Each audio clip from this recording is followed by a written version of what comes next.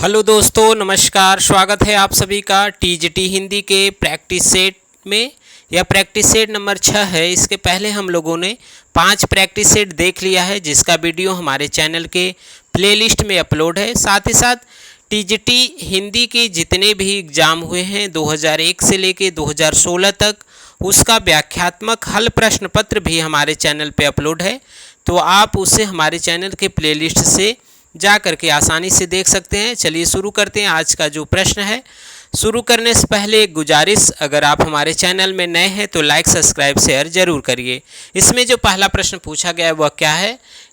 आज रात इससे परदेसी चल कीजिए विश्राम यहीं, जो कुछ वस्तु कुटी में मेरे करो ग्रहण संकोच नहीं। इस काव्य पंक्तियों के रचनाकार कौन है, इसे बताना है। तो यह जो पंक्तियां हैं वह श्रीधर पाठक की हैं। तो ऑप्शन नंबर जो बी है वह सही हो जाएगा। श्रीधर पाठक की जो रचना है एकांतवासी योगी, उससे यह पंक्ति लिया गया है। तो ऑप्शन नंबर जो बी है वह सही हो जाएगा। चलिए देखते हैं अगले प्रश्न को। अगला जो प्रश्न पूछा गया है वह क्या है? कामायनी महाकाव्यात्मक में रहस्य के बाद कौन सा सर्ग आता है? तो कामायनी महाकाव्य में रहस्य के बाद कौन सा सर्ग आता है, यह पूछा गया है। तो देखिए, कामायनी जो महाकाव्य है वह जयशंकर प्रसाद का है। इसमें 15 सर्ग आते हैं। तो जो 15 सर्ग है उसके नाम है चिंता, आशा, श्रद्धा, काम, वासना, लज्जा, कर्म, ईर्ष्या, ईड़ा, स्वप्न, संघर्ष, निर्वेद, दर्शन। रहस्य के बाद जो आता है वह आनंद आता है, यानी आखिरी आनंद है। तो इसमें पूछा गया है कि रहस्य के बाद कौन सा सर्ग आता है, तो वह आनंद आता है। तो ऑप्शन नंबर जो यहाँ सी है वह सही हो जाएगा। चलिए देखते हैं अगला जो प्रश्न है वह क्या पूछा गया है। लोकायतन के रचयिता कौन है? लोकायतन के रचयिता कौन है, यह प्रश्न पूछा गया है। तो लोकायतन जो रचना है वह सुमित्रानंदन पंत का है। तो ऑप्शन नंबर जो डी है वह क्या हो जाएगा, सही हो जाएगा। चलिए देखते हैं अगला जो प्रश्न है वह क्या पूछा गया है। राष्ट्रीय काव्यधारा के किस कवि को एक भारतीय आत्मा को कहकर संबोधित किया जाता है? तो एक भारतीय आत्मा जो कहा जाता है वह कहा जाता है माखनलाल चतुर्वेदी को। तो यहाँ पे ऑप्शन नंबर जो 1 है वह क्या हो जाएगा, सही हो जाएगा। आगे बढ़ते हैं, देखते हैं अगला जो प्रश्न है वह क्या पूछा गया है। छायावाद में वक्रता का वैभव मिलता है, प्रसाद के काव्य में निम्नलिखित में से किसका उत्सर्ग मिलता है? तो जो छायावाद में वक्रता का वैभव मिलता है और प्रसाद के काव्य में अभिव्यंजना का उत्कर्ष मिलता है। तो यहाँ पे ऑप्शन नंबर जो बी है वह क्या हो जाएगा, सही हो जाएगा। चलिए देखते हैं अगला जो प्रश्न पूछा गया वह क्या पूछा गया है। पंत को किस काव्यकृति पर ज्ञानपीठ पुरस्कार मिला है? तो देखिए, पंत को चिदम्बरा पे 1968 ईस्वी में ज्ञानपीठ पुरस्कार मिला और हिंदी में सबसे पहले ज्ञानपीठ पुरस्कार पाने वाले सुमित्रानंदन पंत हैं। तो इसे भी याद रखिएगा। तो यहाँ पे ऑप्शन नंबर जो बी है वह क्या हो जाएगा, सही हो जाएगा। चलिए देखते हैं अगला जो प्रश्न पूछा गया वह क्या है। आधे अधूरे नाटक के प्रमुख स्त्री पात्र का क्या नाम है? तो देखिए, जो आधे अधूरे नाटक है वह मोहन राकेश का है और इसके जो स्त्री पात्र हैं वह हैं सावित्री। तो ऑप्शन नंबर यहाँ पे जो सी है वह क्या हो जाएगा, सही हो जाएगा। तो इसे याद रखिएगा, ऑप्शन नंबर सी सही हो जाएगा। चलिए बढ़ते हैं अगले प्रश्न की तरफ। अगला जो प्रश्न पूछा गया है वह क्या है। अगला प्रश्न है कि भारतेंदु मंडल के लेखकों में इनमें से कौन से लेखक नहीं हैं? तो यहाँ पे देखिए, प्रताप नारायण मिश्र, लाला श्रीनिवास दास और बालकृष्ण भट्ट तो भारतेंदु मंडल के लेखक है। लेकिन जो शिव प्रसाद सिंह है, शिव प्रसाद सितारे हिंद, यह और एक और राजा आते थे, राजा लक्ष्मण सिंह, यह राजा द्वय के नाम से भारतेंदु के पहले हिंदी गद्य के उन्नायक के रूप में प्रसिद्ध है। यानी हिंदी गद्य का प्रचार प्रसार इन्होंने किया है। तो इसे भी याद रखिएगा। तो यहाँ पे जो लेखक नहीं है वह शिव प्रसाद सितारे हिंद हैं। अगर बात करें शिव प्रसाद सितारे हिंद का, तो इन्होंने बनारस अखबार निकाला था और राजा लक्ष्मण सिंह जो थे वह आगरा से प्रजाहितैषी पत्र निकालते थे। तो इन सभी तथ्य को आप याद रखिएगा। चलिए देखते हैं अगला जो प्रश्न पूछा गया वह क्या पूछा गया है। पांचवें पैगंबर नाटक के लेखक कौन है? तो पांचवें पैगंबर जो नाटक है वह भारतेंदु हरिश्चंद्र का है। तो ऑप्शन नंबर यहाँ पे जो डी है वह क्या हो जाएगा, सही हो जाएगा। अगला जो प्रश्न पूछा गया है वह क्या पूछा गया है। सती चंद्रावली और अमर सिंह राठौर नाटकों की रचना किसने की है? तो सती चंद्रावली तथा अमर सिंह राठौर नाटक की जो रचना किया गया है वह राधाचरण गोस्वामी द्वारा। तो ऑप्शन नंबर जो 1 है वह क्या हो जाएगा, सही हो जाएगा। बढ़ते हैं अगले प्रश्न की तरफ। अगला जो प्रश्न दिया हुआ है, निम्नलिखित में से किस एकांकी में संयुक्त परिवार की समस्या को उठाया गया है। तो यहाँ पे जो एकांकी दी गई है सूखी डाली, जो उपेंद्रनाथ अस्क का है, उसमें संयुक्त परिवार की समस्या को दर्शाया गया है। तो यहाँ पे ऑप्शन नंबर जो सी है वह क्या हो जाएगा, सही हो जाएगा। बढ़ते हैं अगले प्रश्न की तरफ। अगला जो प्रश्न है वह क्या पूछा गया है, निम्नलिखित में से कौन सा नाटक जयशंकर प्रसाद द्वारा रचित नहीं है। तो देखिए स्कंदगुप्त, चंद्रगुप्त और ध्रुव स्वामी तो जयशंकर प्रसाद के नाटक है, लेकिन जो करबला है वह मुंशी प्रेमचंद का नाटक है। तो ऑप्शन नंबर यहाँ पे जो सी है वह क्या हो जाएगा, सही हो जाएगा। आगे बढ़ते हैं, देखते हैं अगला जो प्रश्न पूछा गया वह क्या पूछा गया है, शिवा साधना नाटक है, शिवा साधना नाटक किसका है यह बताना है। तो यहाँ पे जो शिवा साधना नाटक है वह है हरिकृष्ण प्रेमी का। तो ऑप्शन नंबर जो बी है वह क्या हो जाएगा, सही हो जाएगा। अगर इनके अन्य नाटक के बारे में बात करें तो रक्षाबंधन इनका एक प्रसिद्ध नाटक है, तो उसे भी याद रखिएगा। चलिए देखते हैं अगला जो प्रश्न है वह क्या पूछा गया है। अगला जो प्रश्न है, नवीन किस कवि का उपनाम है। तो आप सभी जानते होंगे बालकृष्ण शर्मा नवीन। तो ऑप्शन नंबर जो 1 है वह क्या हो जाएगा, सही हो जाएगा। बालकृष्ण शर्मा का उपनाम नवीन है, तो ऑप्शन नंबर 1 सही हो जाएगा। आगे बढ़ते हैं, देखते हैं अगला जो प्रश्न है वह क्या पूछा गया है। अगला जो प्रश्न है वह पूछा गया है कि कबीर की वाणी का संग्रह किस नाम से प्रसिद्ध है। तो देखिए कबीर के जो शिष्य थे धर्मदास, उन्होंने उनकी रचनाओं का संकलन बीजक नाम से किया है। तो ऑप्शन नंबर जो 1 है वह सही हो जाएगा। और यह भी ध्यान रखिएगा बीजक में साखी, शबद, रमैनी तीनों भाग आते हैं। तो यहाँ पे ऑप्शन नंबर 1 सही हो जाएगा। आगे देखते हैं अगला जो प्रश्न है वह क्या पूछा गया है। अगला प्रश्न है कि रामचरितमानस, पद्मावत, सूरसागर, कबीर, दोहावली जैसे ग्रंथ किस काल की देन है। तो देखिए रामचरितमानस जो अवधी भाषा में रचित है वह तुलसीदास का है, पद्मावत जायसी का है, और सूरसागर सूरदास का है, और कबीर, दोहावली कबीर का है।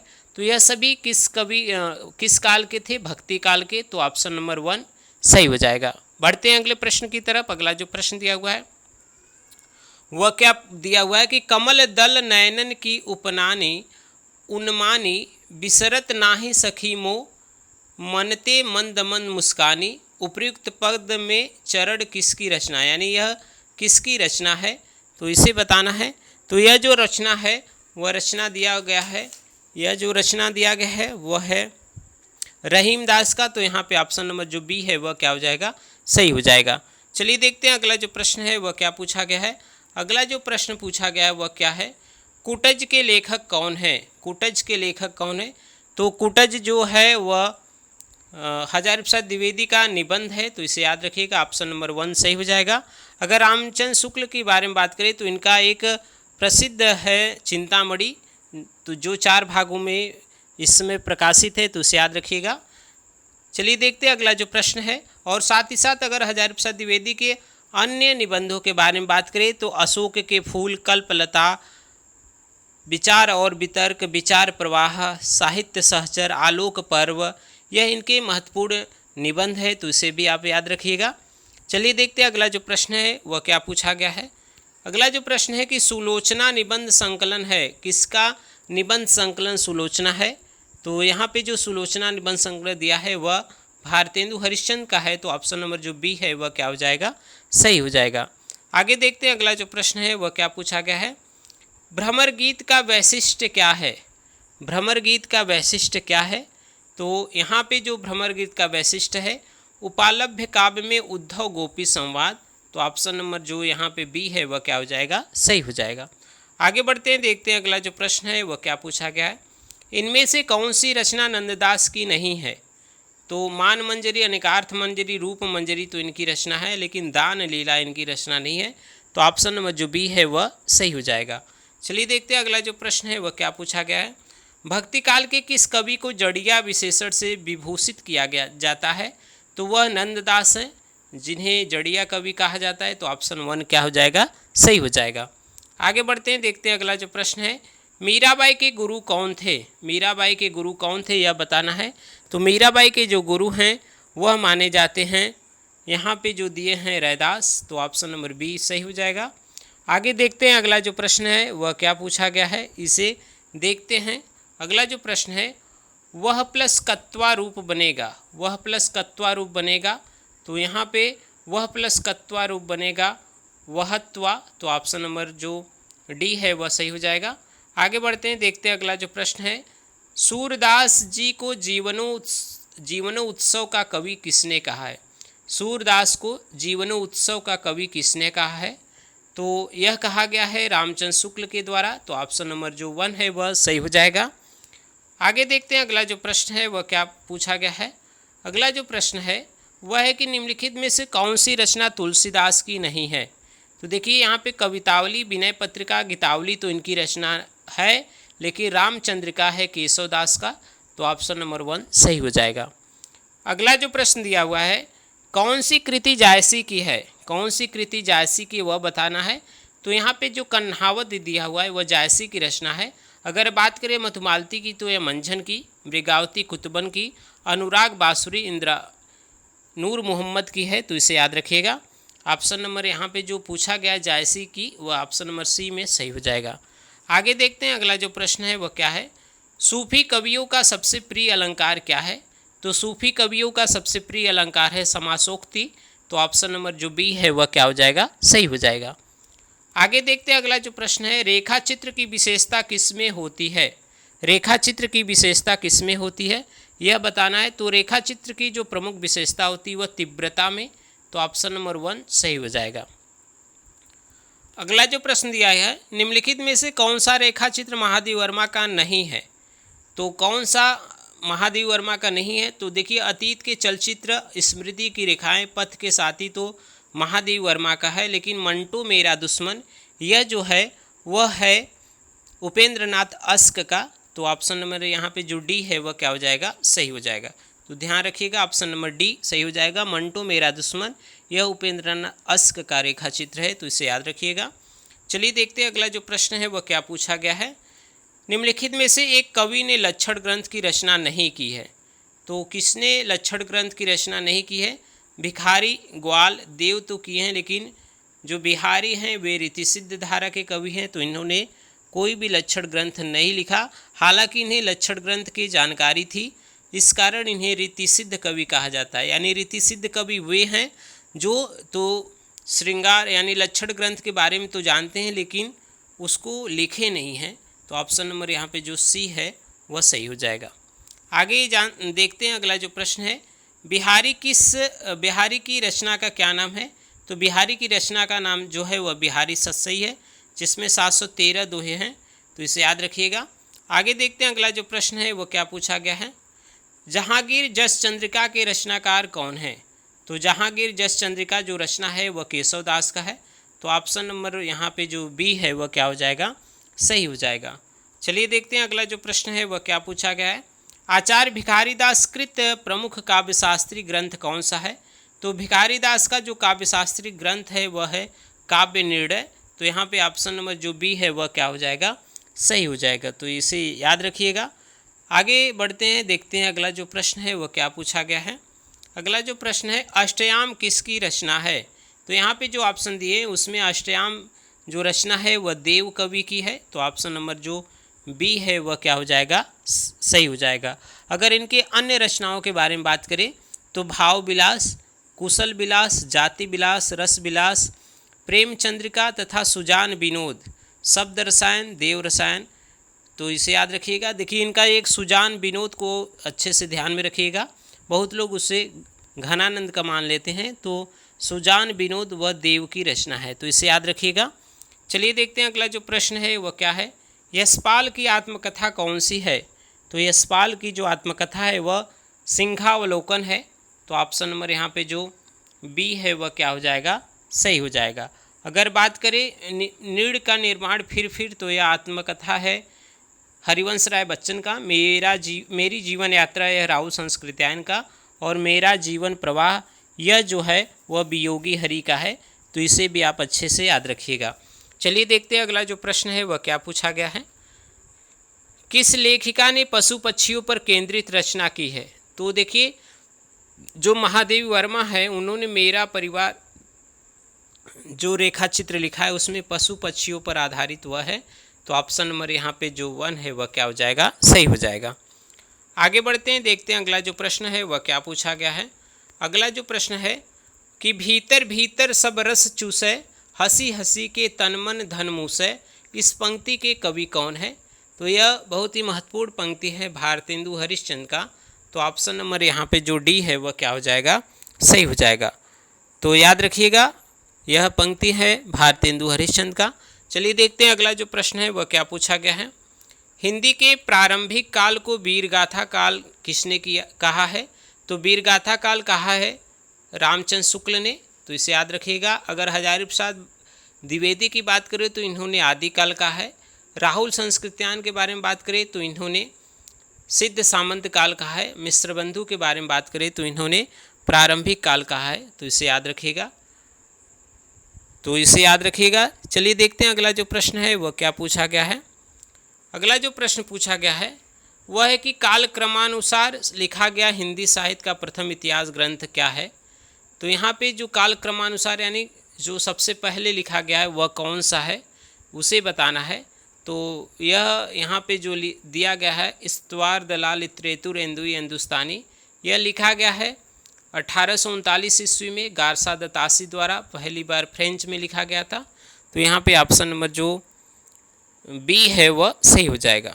अगर बात करें अन्य जो यहाँ पे दिए गए हैं शिव सिंह सरोज, वह शिव सिंह सेंगर का है, वह याद रखिएगा। और modern vernacular literature of Hindustan यह है जॉर्ज ग्रियर्सन का। तो इसे याद रखिएगा। और जो दिया हुआ है रानी केतकी की कहानी, यह ईसा अल्लाह खां की कहानी है। तो यहाँ पे पूछा गया था कि कालक्रम अनुसार जो पहला इतिहास है वह क्या है। तो इस्तवार दलाल इत्रेतुर एंदुई हिंदुस्तानी। चलिए देखते हैं अगला जो प्रश्न है वह क्या पूछा गया है। साहित्य जनता की चित्तवृत्ति का संचित प्रतिबिंब है, इस पंक्ति के मूल लेखक कौन है। तो यह कहा गया है रामचंद्र शुक्ल द्वारा। तो ऑप्शन नंबर जो सी है वह क्या हो जाएगा, सही हो जाएगा। आगे बढ़ते हैं, देखते हैं अगला जो प्रश्न है वह क्या पूछा गया है। निम्नलिखित में से कौन सी रचना जीवनी नहीं है। तो देखिए कलम का मजदूर, कलम का सिपाही, मेरी पत्नी और भेड़िया, प्रेमचंद घर में, यह ऑप्शन दिया है। तो यहाँ पे जो जीवनी नहीं है वह बताना है। तो मेरी पत्नी और भेड़िया जो है वह धर्मवीर भारती द्वारा लिखा गया आत्मकथा है। तो यह जीवनी नहीं है। तो इसे याद रखिएगा। मेरी पत्नी और भेड़िया यह जो लिखा गया है वह धर्मवीर भारती का आत्मकथा है। तो ऑप्शन नंबर सी सही हो जाएगा। चलिए देखते हैं अगला जो प्रश्न है वह क्या पूछा गया है। डॉक्टर रामविलास शर्मा किस विचारधारा के आलोचक हैं। तो रामविलास शर्मा जो आलोचक हैं वह मार्क्सवाद के हैं। तो ऑप्शन नंबर जो डी है वह क्या हो जाएगा, सही हो जाएगा। अगला जो प्रश्न दिया हुआ है, रासो ग्रंथ किस भाषा में लिखे गए हैं। तो रासो ग्रंथ जो लिखे गए हैं वह डिंगल पिंगल में। तो याद रखिएगा। अगर बात करें डिंगल का, तो जो डिंगल होता है और पिंगल उसे समझ लीजिए अपभ्रंश और ब्रज भाषा पिंगल को कहते हैं और अपभ्रंश और राजस्थानी भाषा डिंगल को। तो इसे याद रखिएगा।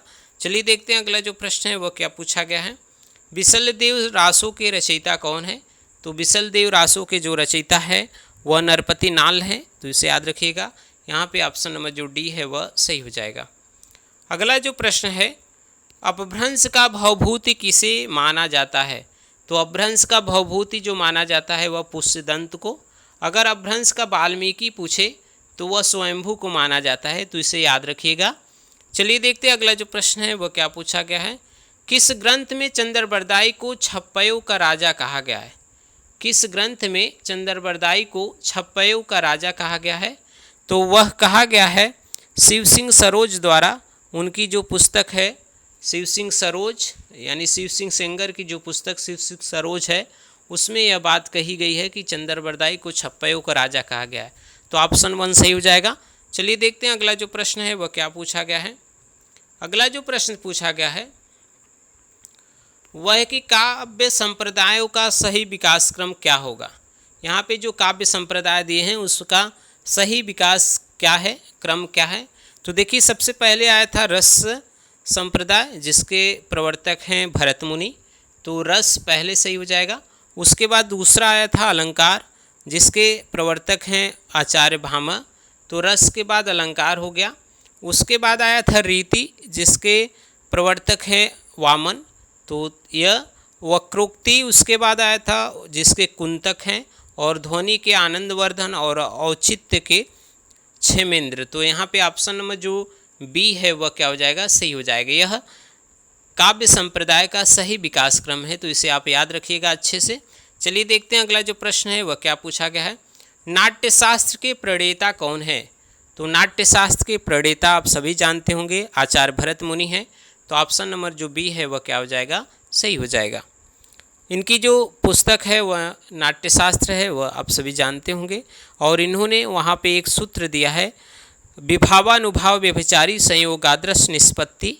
तो इसे याद रखिएगा, यह रस का सूत्र है। अगला जो प्रश्न पूछा गया है वह क्या है। भय भी शक्ति देता है, यह किसका काव्य संग्रह है? भय भी शक्ति देता है, यह किसका काव्य संग्रह है? तो यह लीलाधर जगुड़ी का काव्य संग्रह है। तो यहाँ पे ऑप्शन नंबर जो डी सही हो जाएगा। और इनका एक जो और पूछा जाता है काव्य नाटक जारी है, उसे याद रखिएगा। उसकी विधा पूछा जाता है कि नाटक जारी किस विधा की रचना है, तो इसे याद रखिएगा। वह भी लीलाधर जगुड़ी का एक काव्य है, तो इसे याद रखिएगा। चलिए देखते हैं अगला जो प्रश्न है। अगला जो प्रश्न दिया हुआ है, मगध कविता संग्रह के रचयिता कौन है? तो देखिए मगध जो कविता है वह श्रीकांत वर्मा का है, और इस कविता संग्रह पर उन्हें साहित्य अकादमी पुरस्कार भी प्राप्त हुआ है, तो इसे आप याद रखिएगा। अगर इनके अन्य रचनाओं के बारे में बात करें तो इनका जो अन्य रचना है वह है जलसाघर, दर्पण, माया। तो इसे याद रखिएगा।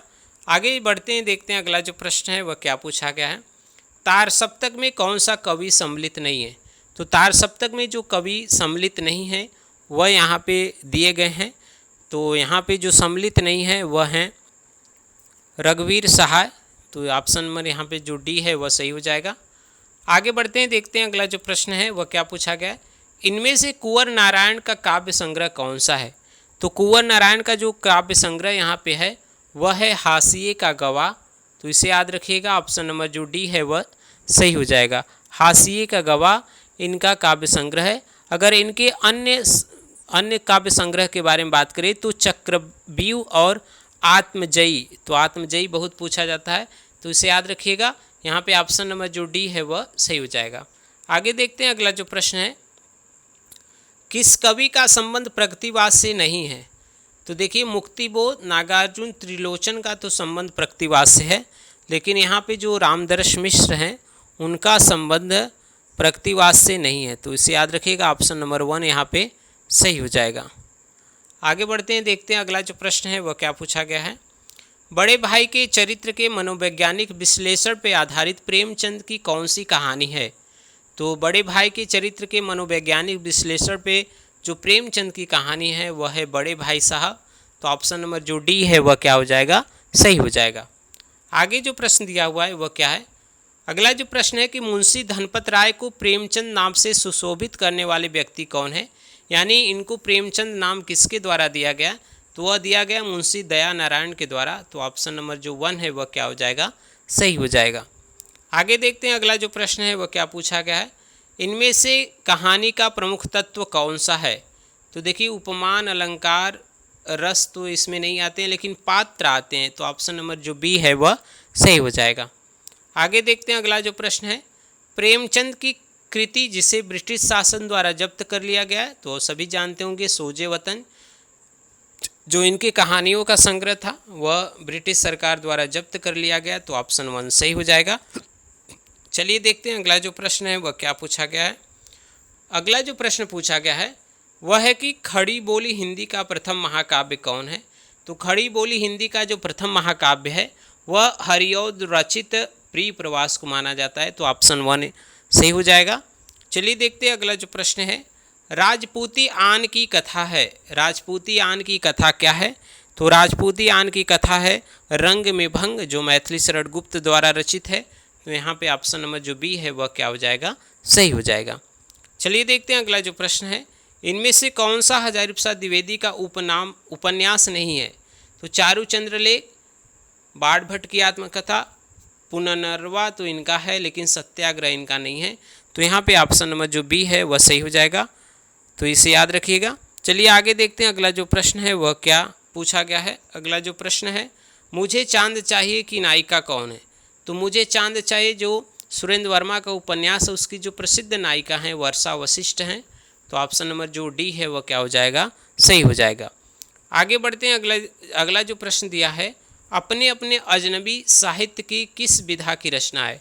तो देखिए अपने अपने अजनबी जो है वह लिखा गया है अज्ञे द्वारा और यह एक उपन्यास है। तो ऑप्शन यहाँ पे जो दिया गया है बी वह सही हो जाएगा। तो ऑप्शन नंबर बी यहाँ पे सही हो जाएगा। चलिए देखते हैं अगला जो प्रश्न है वह क्या है। गोदान की रचना काल क्या है। तो गोदान मुंशी प्रेमचंद का जो महाकाव्यात्मक उपन्यास है वह 35-36 में उसका समय है। तो ऑप्शन नंबर जो बी है वह 1 है वह क्या हो जाएगा, सही हो जाएगा। आगे बढ़ते हैं, देखते हैं अगला जो प्रश्न है। गोबर गणेश किस लेखक का उपन्यास है। तो गोबर गणेश जो उपन्यास है वह रमेश चंद्र शाह का है। तो इसे याद रखिएगा, यहाँ पे ऑप्शन नंबर जो डी है वह सही हो जाएगा। आगे देखते हैं अगला जो प्रश्न है। सूरदास किस उपन्यास का पात्र है। तो देखिए सूरदास जो पात्र है वह मुंशी प्रेमचंद द्वारा रचित जो कर्म भूमि है, सॉरी रंग भूमि है, उसका पात्र है। तो यहाँ पे ऑप्शन नंबर 1 सही हो जाएगा। यह 1925 में प्रकाशित हुआ है, तो इसे याद रखिएगा। चलिए देखते हैं अगला जो प्रश्न है वह क्या पूछा गया है। गली आगे मुड़ती है के लेखक कौन है। तो गली आगे मुड़ती है यह शिव प्रसाद सिंह की रचना है और इसमें भारतेंदु के घर का पता बताया गया है। तो इसे याद रखिएगा। ऑप्शन नंबर यहाँ पे जो 20 है वह सही हो जाएगा। अगर इनके अन्य उपन्यास के बारे में बात करें तो अलग अलग बैतरणी, दिल्ली दूर है, औरत, कोहरे में युद्ध, सैलूस, नीला चांद इनके अन्य प्रसिद्ध उपन्यास है। तो इसे याद रखिएगा। चलिए देखते हैं अगला जो प्रश्न है वह क्या पूछा गया है। जिंदगी नामा किसकी रचना है। जिंदगी नामा किसकी रचना है। तो जिंदगी नामा जो रचना है वह कृष्णा सोबती की। तो ऑप्शन नंबर यहाँ पे जो सी है वह सही हो जाएगा। यह एक उपन्यास है, तो इसे याद रखिएगा। चलिए देखते हैं अगला जो प्रश्न है वह क्या पूछा गया है। त्यागपत्र उपन्यास के लेखक कौन है। तो त्यागपत्र जो उपन्यास है वह जैनेन्द्र का है। तो ऑप्शन नंबर डी सही हो जाएगा। आगे बढ़ते हैं, देखते हैं अगला जो प्रश्न है। यात्री मित्र यात्रा वृत्तांत के लेखक कौन है। तो यात्री मित्र यात्रा वृत्तांत के जो लेखक हैं वे हैं सत्यदेव परिव्राजक। तो यहाँ पे ऑप्शन नंबर जो सी है वह क्या हो जाएगा, सही हो जाएगा। आगे बढ़ते हैं, देखते हैं अगला जो प्रश्न पूछा गया है वह क्या पूछा गया है। अगला जो प्रश्न है वह है कि रामवृक्ष बेनीपुरी की कौन सी कृति यात्रा वृत्त है। तो इनका जो यात्रा वृत्त है वह पैरों में पंख बांधकर। तो इसे याद रखिएगा, यह बहुत प्रसिद्ध इनका यात्रा वृत्तांत है। तो ऑप्शन सी सही हो जाएगा। आगे जो प्रश्न दिया हुआ है उसे देखते हैं। निम्नलिखित में से किस धातु से भाषा बनी है। तो भाषा जो बनी है वह भास धातु से। तो ऑप्शन बी सही हो जाएगा। आगे जो प्रश्न दिया हुआ है, लिपि की आवश्यकता होती है। लिपि की आवश्यकता होती है। तो लिपि की जो आवश्यकता होती है वह भाषा के लिखने में। तो ऑप्शन नंबर यहाँ पे जो बी है वह क्या हो जाएगा, सही हो जाएगा। चलिए देखते हैं अगला जो प्रश्न है वह क्या पूछा गया है। खड़ी बोली निकली है। खड़ी बोली कहाँ से निकली है। तो यह पश्चिमी हिंदी की से निकली है। तो ऑप्शन यहाँ पे जो बी है वह सही हो जाएगा। चलिए देखते हैं अगला जो प्रश्न है। और एक बात और याद रखिएगा कि खड़ी बोली को कौरवी भी बोला जाता है, कौरवी भी कहा जाता है। तो इस तथ्य को भी आप याद रखिएगा। आगे जो प्रश्न पूछा गया है, इलाहाबाद में बोली जाने वाली बोली कौन है। तो इलाहाबाद में जो बोली जाती है वह अवधी बोली जाती है। तो ऑप्शन नंबर यहाँ पे जो बी है वह सही हो जाएगा। इलाहाबाद में बोली जाने वाली बोली अवधी है। तो इसे याद रखिएगा। अवधी में जो अवधी है वह पूर्वी हिंदी की बोली है। उसमें 3 आते हैं, अवधी, बघेली तथा छत्तीसगढ़ी। तो इसे भी आप याद रखिएगा। चलिए देखते हैं अगला जो प्रश्न है वह क्या पूछा गया है।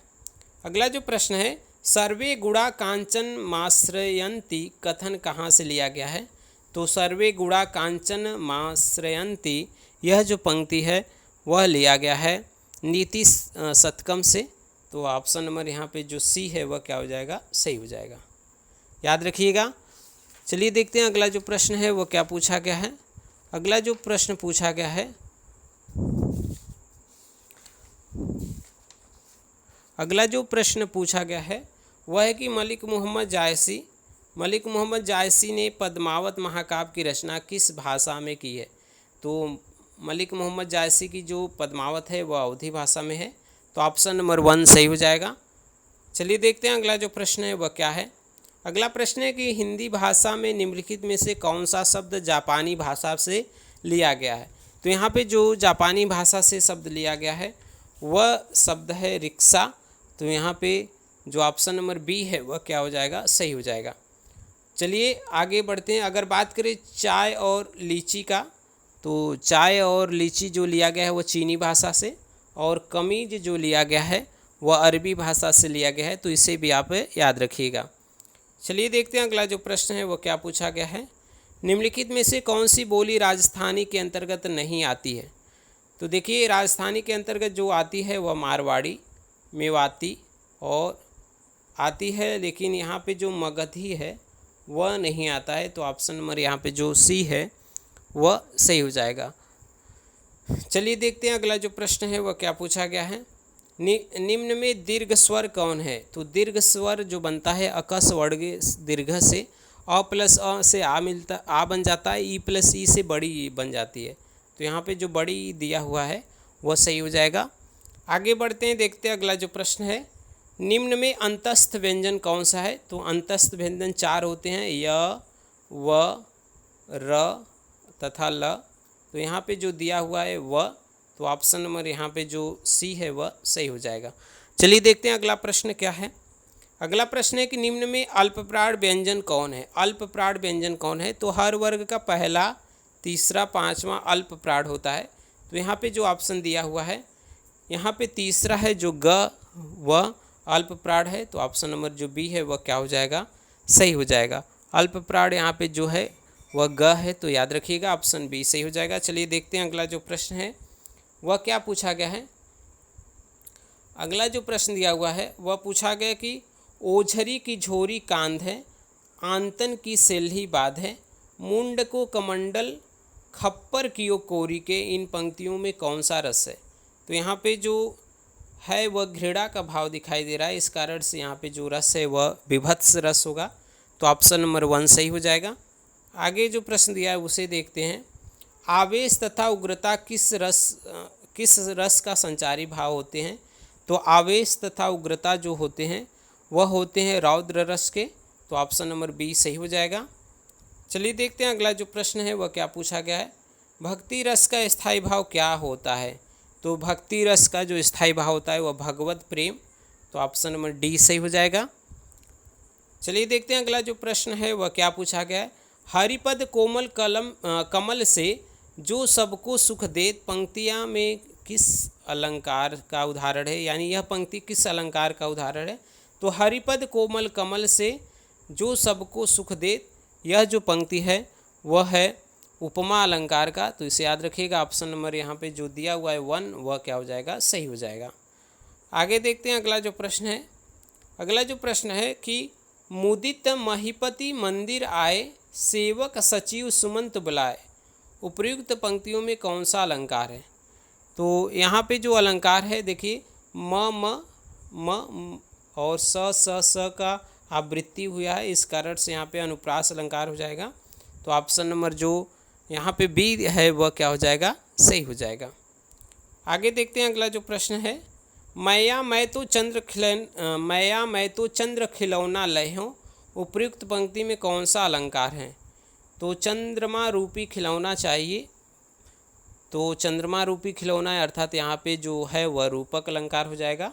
तो ऑप्शन नंबर जो डी है वह क्या हो जाएगा, सही हो जाएगा। आगे देखते हैं अगला जो प्रश्न है। राम नाम की लूट है, लूट सके तो लूट, इस पंक्ति के दोनों चरणों में कुल मिलाकर कितनी मात्राएं होगी। तो यह पूछा गया है। तो चलिए देख लेते हैं।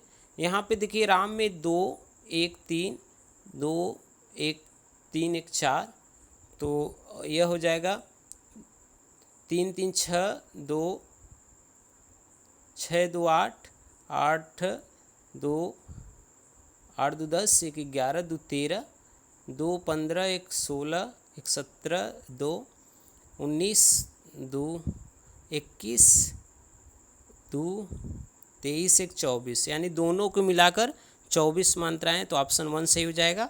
बाकी 13 और 11 पे यति है, तो यह क्या है, दोहा है। तो इसे याद रखिएगा। ऑप्शन नंबर 1 यहाँ पे क्या हो जाएगा, सही हो जाएगा। आगे बढ़ते हैं, देखते हैं अगला जो प्रश्न है।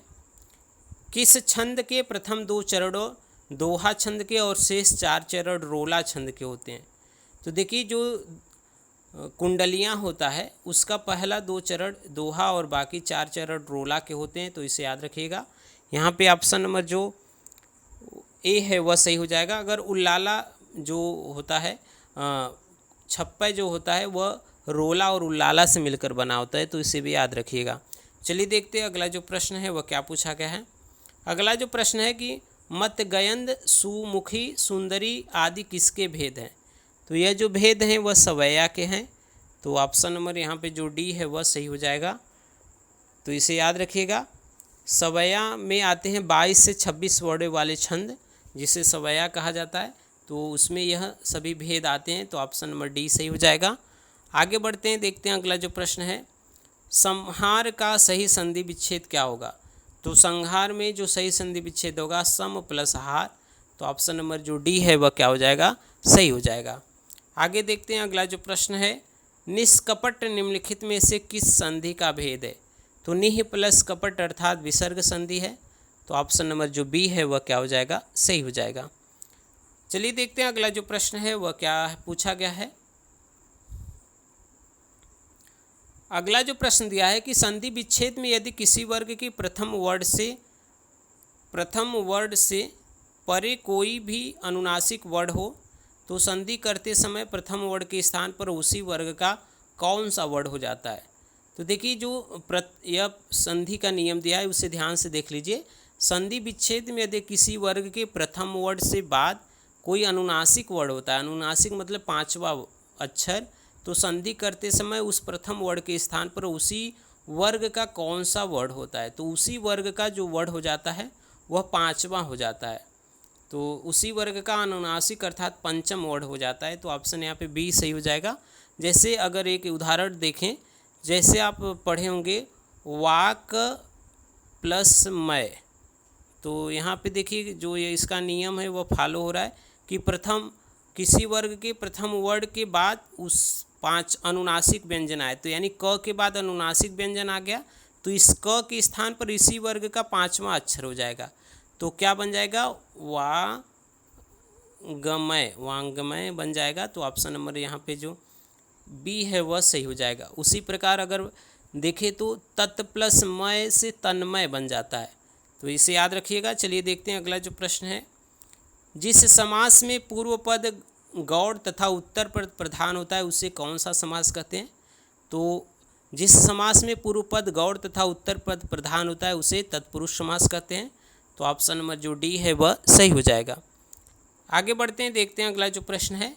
बैलगाड़ी में समास है, बैलगाड़ी में क्या समास है। तो बैलगाड़ी यानी बैलों की गाड़ी अर्थात यहाँ पे जो है वह तत्पुरुष है, संबंध तत्पुरुष, तो ऑप्शन नंबर डी सही हो जाएगा। आगे जो प्रश्न दिया हुआ है, एड़ियाँ रगड़ना का मुहावरा का सही अर्थ क्या है। तो एड़ियाँ रगड़ना का मतलब बहुत दौड़ धूप करना, ऐसा कहा जाता है ना कि सरकारी कामकाज में बहुत एड़ियाँ रगड़ना पड़ता है, यानी बहुत दौड़ धूप करना पड़ता है, तो यहाँ पे ऑप्शन नंबर जो सी है वह क्या हो जाएगा, सही हो जाएगा।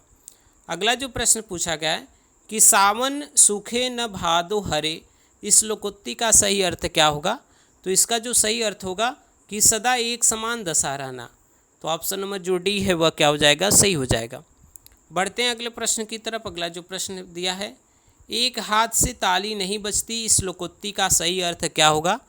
तो इसका अर्थ यह हो जाएगा कि झगड़े के लिए किसी एक पक्ष जिम्मेदार नहीं होते, तो ऑप्शन नंबर जो बी है वह क्या हो जाएगा, सही हो जाए। तो इसे ध्यान से देख लीजिए, ऑप्शन नंबर यहाँ पे जो बी है वह सही हो जाएगा। अर्थात यह कह सकते हैं कि झगड़े के लिए दोनों पक्ष जिम्मेदार होते हैं, तो ऑप्शन नंबर जो सी है वह सही हो जाएगा। चलिए देखते हैं अगला जो प्रश्न है। यहाँ पे ऑप्शन सी सही हो जाएगा, यह ध्यान दे दीजिएगा, तो ऑप्शन सी सही होगा। आगे जो पूछा गया है वह प्रश्न क्या है, जो शब्द संस्कृत भाषा से उत्पन्न या विकसित हुए उसे क्या कहते हैं। तो देखिए जो संस्कृत भाषा से उत्पन्न या विकसित हुए तद्भव कहते हैं, लेकिन संस्कृत भाषा से जस का तस हिंदी में आ गए उसे तत्सम कहते हैं, तो इसे भी आप याद रखिएगा। यहाँ पे ऑप्शन बी सही हो जाएगा। बढ़ते हैं अगले प्रश्न की तरफ। अगला जो प्रश्न है, व्युत्पत्ति के आधार पर किलकिल शब्द कौन सा है। तो जो किलकिल है वह देशज है, तो ऑप्शन 1 सही हो जाएगा। अगला जो प्रश्न पूछा गया है वह है कि अलमारी कौन सी भाषा का शब्द है। तो अलमारी जो है वह कौन सी भाषा का शब्द है यह बताना है। तो यह पुर्तगाली भाषा का शब्द है। तो ऑप्शन नंबर जो बी है वह क्या हो जाएगा, सही हो जाएगा। अगला जो प्रश्न पूछा गया है हिंदी में कारकों की संख्या कितनी होती है। तो इसे याद रखिएगा, हिंदी में जो कारक होते हैं वह 8 होते हैं। तो ऑप्शन नंबर जो 1 है वह क्या हो जाएगा, सही हो जाएगा। चलिए देखते हैं अगला जो प्रश्न है वह क्या पूछा गया है। सीता ने कहा था, यह वाक्य किस काल से है। सामान्य भूतकाल, अपूर्ण भूतकाल, संदिग्ध भूतकाल, पूर्ण भूतकाल। तो सीता ने कहा था यानी बात क्या हो गया, पूरा हो गया, तो पूर्ण भूतकाल हो जाएगा। तो ऑप्शन नंबर जो डी है वह सही हो जाएगा। चलिए आगे देखते हैं अगला जो प्रश्न है। राम ने रावण को बाढ़ से मारा, इस वाक्य में कौन सा कारक है उसको बताना है। तो देखिए कर्ता ने, तो राम ने यानी कर्ता कारक पहले आ जाएगा। तो यहाँ कर्ता कारक यह है। रावण को यानी कर्म को, यानी कर्म कारक, कर्ता ने कर्म को करण से यानी यहाँ पे करण। तो ऑप्शन नंबर जो डी है वह क्या हो जाएगा, सही हो जाएगा। आगे देखते हैं अगला जो प्रश्न है वह क्या पूछा गया है। निम्न में कौन सा शब्द बिल्ली शब्द का पुल्लिंग है। तो बिल्ली शब्द का जो पुल्लिंग होता है वह बिलाव होता है। तो ऑप्शन बी सही हो जाएगा। आगे बढ़ते हैं, देखते हैं अगला जो प्रश्न है। विद्वान का स्त्रीलिंग बताइए। तो विद्वान का जो स्त्रीलिंग होता है वह विदुषी। तो ऑप्शन नंबर यहाँ पे सी सही हो जाएगा। आगे जो प्रश्न दिया हुआ है, बाह का सामान्य बहुवचन क्या होगा। तो बाह का जो सामान्य बहुवचन होगा वह हो जाएगा यहाँ पे बाहें। तो ऑप्शन नंबर जो बी है वह सही हो जाएगा। आगे देखते हैं अगला जो प्रश्न है। समिति शब्द का बहुवचन क्या होगा। तो समिति शब्द का जो बहुवचन हो जाएगा वह हो जाएगा समितियाँ। तो यहाँ पे ऑप्शन नंबर जो लिखा हुआ है इसका सही रूप है वह दिया है ऑप्शन बी में। तो ऑप्शन बी क्या हो जाएगा, सही हो जाएगा। आगे देखते हैं अगला जो प्रश्न है। जिसका जन्म पहले हुआ हो उसके लिए एक शब्द क्या होगा। तो उसे क्या कहेंगे, अग्रज कहेंगे। जिसका जन्म पहले हुआ हो उसे अग्रज कहेंगे। तो ऑप्शन सी सही हो जाएगा। आगे बढ़ते हैं, देखते हैं अगला जो प्रश्न है। किस शब्द में उपसर्ग का प्रयोग हुआ है। यहाँ पे जो दिए हुए हैं 4 विकल्प उसमें उपसर्ग का प्रयोग कौन इसमें हुआ है। तो यहाँ उपकार जो शब्द है उसमें उपसर्ग का प्रयोग हुआ है। तो ऑप्शन 1 क्या हो जाएगा, सही हो जाएगा। चलिए देखते हैं अगला जो प्रश्न है वह क्या पूछा गया है। निर्मल का विलोम शब्द दिए गए विकल्प में से कौन सा है। तो निर्मल का जो विलोम होता है वह होता है मलिन। तो ऑप्शन डी सही हो जाएगा। आगे देखते हैं अगला जो प्रश्न है। दिए गए विकल्पों में से प्रचुर का विलोम शब्द क्या होगा। तो प्रचुर का जो विलोम होता है वह होता है अल्प। तो ऑप्शन नंबर बी सही हो जाएगा। अगला जो प्रश्न है। सूर्य का पर्याय नहीं है। तो भास्कर, दिवाकर, सविता तो होता है लेकिन मयंक जो है वह चंद्रमा का होता है। तो ऑप्शन नंबर बी सही हो जाएगा। आगे देखते हैं अगला जो प्रश्न है वह क्या पूछा गया है। अगला प्रश्न है कि निम्नलिखित में से शब्द युग्म के सही अर्थ बताना है। तो दात और दात। तो दात का होता है अर्थ दान और दात का होता है मुंह के दांत। तो ऑप्शन नंबर बी सही हो जाएगा। आगे देखते हैं अगला जो प्रश्न है। ते अत्र कदा आगच्छन्ति का हिंदी अनुवाद क्या होगा। ते अत्र कदा आगच्छन्ति। तो इसका जो हिंदी अनुवाद होगा वे यहाँ कब आते हैं।